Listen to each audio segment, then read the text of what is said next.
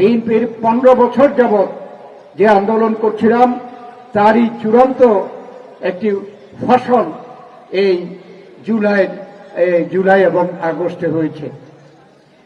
সেই আন্দোলনে 1,500-এর বেশি ছাত্র নিহত হয়েছে, হাজারে হাজার ছাত্র যুবক আহত হয়েছে, জনতা আহত হয়েছে। আমাদের এই দাউদকান্দিতে আপনারা জানেন যে এই চুচারমাঙ্গার মোহাম্মদ বাবু, আমাদের শহীদনগরে সুখীপুরের রিফাতকে হত্যা করেছে। কারা? আওয়ামী লীগের সেই সন্ত্রাসী বাহিনী। ধুলো, ময়লা ও ক্ষতিকর ধূলিকণা থেকে নিমিষেই মুক্তি দেয় চৌধুরী এয়ার পিউরিফায়ার। এর শক্তিশালী সাকশন ঘরের কোনায় কোনায় লুকিয়ে থাকা সকল ধুলা টেনে ফিল্টার করে এবং বের করে আনে নির্মল ও স্বাস্থ্যকর হাওয়া। আমরা এই ঘটনার পরে যখন শেখ হাসিনা বাধ্য হয়েছে পদত্যাগ করতে এবং দেশ থেকে পালিয়ে যেতে, তারপরে যখন এই সরকার প্রতিষ্ঠা হলো, সেই আন্দোলনের ফসল হিসাবে আমরা বিএনপি কিন্তু এই সরকারকে সমর্থন করেছি। এই জন্য যে যাতে করে এই সরকার এই দেশে যে কারণে আমরা 15 বছর আন্দোলন করেছি, সেই শেখ হাসিনা ফ্যাসিস্ট শেখ হাসিনাকে পতন ঘটিয়েছে, যে কারণগুলোতে আমরা আন্দোলন করেছি, এই ছাত্র যুবক জনগণ আন্দোলন করেছে, সেই বিষয়গুলো এই দেশে এই সরকারকে একটা সমাধান দিতে হবে। এবং সেই জন্য সরকারও চেষ্টা করছে নানা সংস্কারের মাধ্যমে দেশে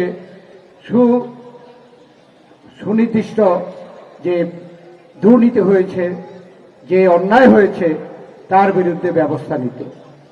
কিন্তু আমরা এখনো দেখতে পাচ্ছি যে যারা এই 24শে জুলাই আগস্টে প্রাণ দিয়েছে, 15 বছর আমাদের বিরুদ্ধে যে অন্যায় হয়েছে, যারা অন্যায় করেছে, তাদের এখন পর্যন্ত বিচারের আওতায় আনা হয় নাই।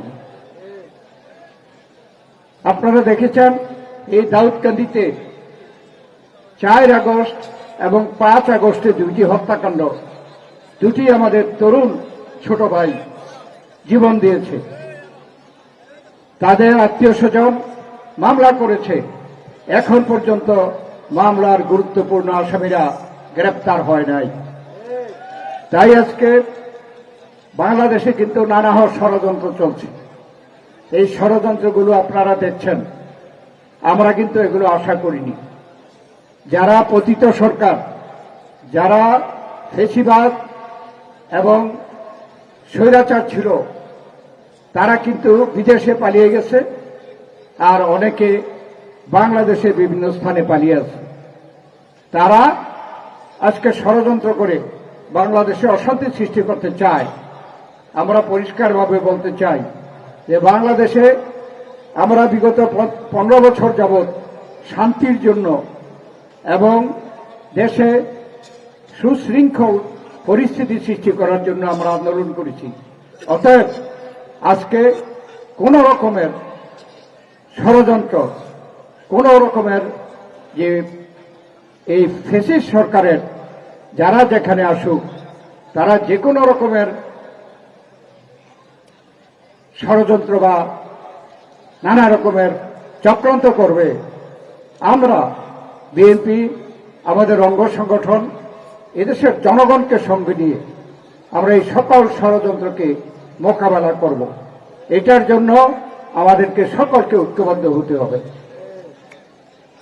আর দ্বিতীয় কথা হচ্ছে, আমরা বাংলাদেশকে ভবিষ্যতে কিভাবে পরিচালনা করলে বাংলাদেশে শেখ হাসিনার আমলে যে অন্যায় অত্যাচার হয়েছে, দুর্নীতি হয়েছে, খুন হয়েছে, লুট হয়েছে, এগুলোকে যারা বন্ধ করা যায়, তার জন্য কিন্তু আমরা আজকে থেকে 1.5 বছর আগেই আমরা ক্ষমতায় গেলে কি কি সংস্কার করব তা 31 দফার মাধ্যমে আমরা প্রকাশ করেছি, আপনাদের কাছেও পৌঁছিয়েছি।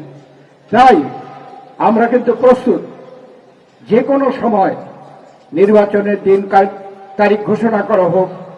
বাংলাদেশ জাতীয়তাবাদী দল 300 আসনে আমরা প্রতিদ্বন্দ্বিতা করার জন্য প্রস্তুত রয়েছি।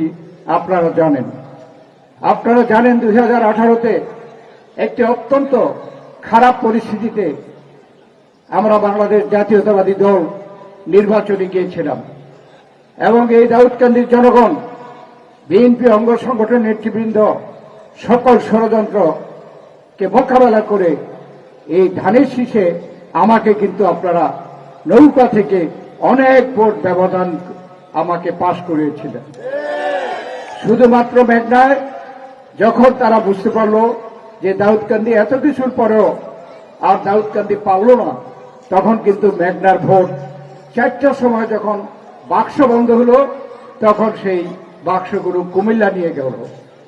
মেঘনায় কিন্তু গণনা হয় নাই, ঘোষণা হয় নাই। তো এখন কথা হচ্ছে যে তারা এখনো ষড়যন্ত্র করছে নানাভাবে, কিন্তু আমরা বলতে চাই এদেশের জনগণ এখন বাংলাদেশে একমাত্র মনে করে যে বাংলাদেশ জাতীয়তাবাদী দলই জনগণের একমাত্র বিশ্বাসযোগ্য এবং জনপ্রিয় দল। কেননা আওয়ামী লীগ তারা নিজেরা নিজেদেরকে শেষ করে দিয়েছে। শেখ হাসিনা তার বাপকে দ্বিতীয়বারের জন্য এদেশে হত্যা করেছে। তাহলে এই রাস্তাঘাটে বিভিন্ন জায়গায় শেখ মুজিবুর রহমানের এই যে নানা ধরনের যে ছবি এবং যে মুরাল, এগুলো কে করেছে? হাজার হাজার কোটি টাকা খরচ করে শেখ হাসিনা করেছে এবং এগুলো রাস্তায় এই মুরাল করাতেই তো জনগণ এগুলোকে ভাঙতে পারল। এবং এই শেখ হাসিনা তার বাবাকে দ্বিতীয়বার হত্যা করেছে। আর শেখ হাসিনা নিজে পদত্যাগ করে বিদেশে পালিয়ে গেছে। মালয়েশিয়ান প্রযুক্তিতে তৈরি অত্যাধুনিক cleaning machine modern vacuum cleaner যে কোনো ধরনের ধুলো ময়লাকে পরিষ্কার করে ঘরকে করে তুলুন চকচকে ও আকর্ষণীয়। Modem, brand of luxury. তার সাথে যারা আওয়ামী লীগ তার প্ররোচনায় দেশে লুটপাট করেছে, ব্যাংক লুট করেছে, টাকা পাচার করেছে এবং দেশের জনগণকে নানাভাবে নির্যাতন করেছে, তাদেরকে ফেলে দিয়ে শেখ হাসিনা পালিয়ে গেছে। এবং তাদের কি অবস্থা? আজকে এই সরকার তাদেরকে গ্রেফতার করে জেলের বন্দরে রেখেছে, আর অন্যরা হয় বিদেশে পালিয়ে গেছে, নাহলে দেশে আত্মগোপন করে আছে।